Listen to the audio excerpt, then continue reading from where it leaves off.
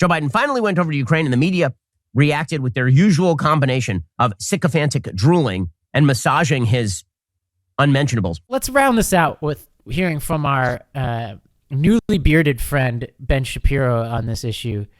Jason, I want both your opinion on his new look.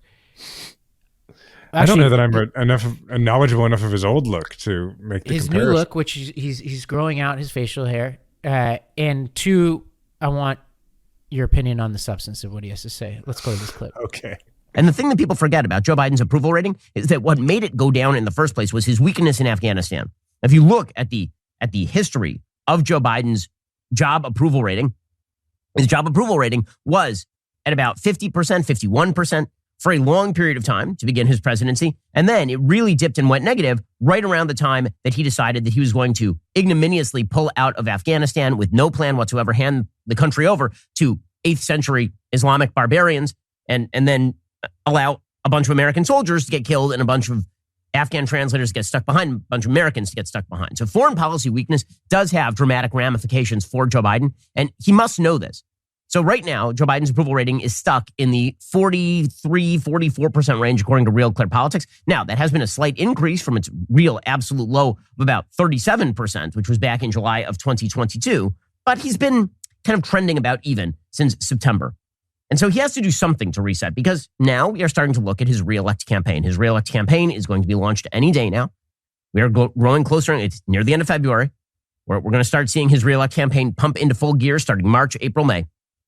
And so he has to do something to reset. So the way he decided that he was going to reset is by heading over to Ukraine over the weekend. It was a secret Ukraine trip, and it was promoted by all the usual media sources as a groundbreaking, unbelievably brave thing for the president of the United States to do. Never mind the fact that we've had a multiplicity of American senators and congresspeople who have already gone over to Ukraine. Never mind the fact that Boris Johnson went over to Ukraine when he was prime minister of the UK. Never mind the fact that you've had pretty much every Western leader except for Joe Biden go over to Ukraine over the course of the past year since the war began in Ukraine. Joe Biden finally went over to Ukraine, and the media reacted with their usual combination of sycophantic drooling and massaging his unmentionables.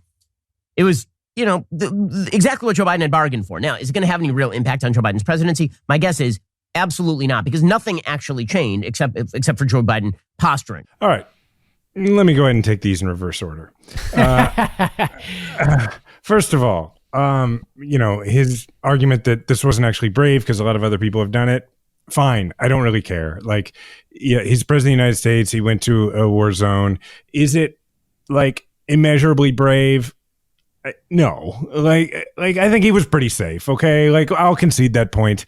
I don't think it's a big part of what they were trying to do. I don't think they were trying to act like Joe Biden was like, had a K-bar knife in his teeth and he was running under fire in the Donbass. That's not what they were trying to claim. Now, by the way, that's what Ben Shapiro does in his books, in the character that he's written that resembles himself.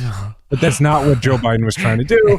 And I will just say, as a guy who's been to Afghanistan, no, I'm not overwhelmed by the bravery of Joe Biden for going to Ukraine. But Joe Biden didn't try to overwhelm me for that bravery. So I don't even know why Ben Shapiro is talking about that. The next part, going reverse order, that this is about re-election campaign and it's just political. No, this is about the fact that all these assholes on the right don't want to fund the resistance in Ukraine anymore, and they want Russia to win. And he has to fight a battle politically here. He has to campaign for the idea of supporting a democracy that's trying to be where a dictatorship is trying to take it over. One that has historically been one of our greatest allies over the last, 80 years. That would be why he's having to do this, Ben, because people on your side are trying to keep him from being able to support Ukraine. The stuff he said about Afghanistan, look, I've had my disagreements with some of the policies that Biden has had on Afghanistan, but the idea of portraying it as if we wouldn't have been turning the place over to the Taliban if not for Biden is ridiculous, given that literally Trump wanted to turn it over 4 months earlier. Trump's the one who released a bunch of Taliban folks from prison in a deal that he made with the Taliban, which made it an awful lot harder to hold off the Taliban. But I think what bothers me most of all about what he said about Afghanistan is how incredibly obviously disingenuous he is, as evidenced by the fact that he just offhandedly says that a bunch of American soldiers were killed. No, Ben, 12 U.S. Marines and 1 American soldier were killed. So fuck you, asshole, for just talking about them like they're just a group of people who you don't care about and you're using as political pawns. Now, your question was about whether his beard is pretty good. Yeah, actually, as a guy who's got a little bit of gray in his beard and doesn't grow it out as much anymore, I'm kind of impressed that he doesn't have any gray in his beard. But at the end of the day, Ben Shapiro is a guy who, good beard or not good beard, he's just a dude who could have been the first Jewish president if he could learn to talk through his throat instead of his nose. Wow. Okay, that's a lot. I don't know if I have much to add to that. So I would say there's also the sense that, okay, Biden should be penalized for what Ben Shapiro views as a major foreign policy mistake, but he shouldn't be able to take credit for foreign policy successes. Right. It just doesn't make sense to me. So he also made claims earlier in this clip about how, the air raid sirens were happening because Biden was there. So somehow, and he basically implied that he was putting the Ukrainians in danger. So you may notice a contradiction here. He's saying that Biden is going to this war zone. He's totally safe, but he's insensitive because he's putting Ukrainians in danger because now the Russians, I don't know, are threatening and it just doesn't make any sense. It's fascinating to me how they just truly believe that Zelensky is a guy who will just do the bidding of American politicians. Right. I mean, at one point they thought, oh, well, he'll just go ahead and he'll investigate or announce he's investigating Biden in order to get the weapons that he needs. That was what Trump tried to get him to do. And now they think, well, clearly he would just do whatever Biden says and sound air raid sirens unnecessarily, which it's kind of a big deal in a war zone when you sound air raid sirens. So given this is for people, this podcast, who have people in your lives that you're trying to persuade, and Ben Shapiro's show, unfortunately, is one of the most listened to on the right out there. There's one simple trick. You don't have to know everything Ben Shapiro is talking about at any given point and fact check him in real time. The simple question you should often ask anybody who's playing you a clip or sharing a clip on the internet, your uncle or whatever, on Ben Shapiro, is ask the question, is this the standard you'd be bringing to a conservative? Of course not.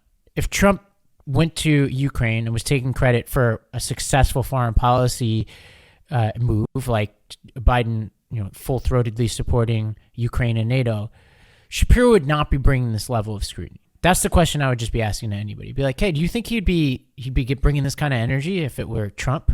No. The answer is no, of course. Yeah, you just introduce a scenario where you just reverse it. Right.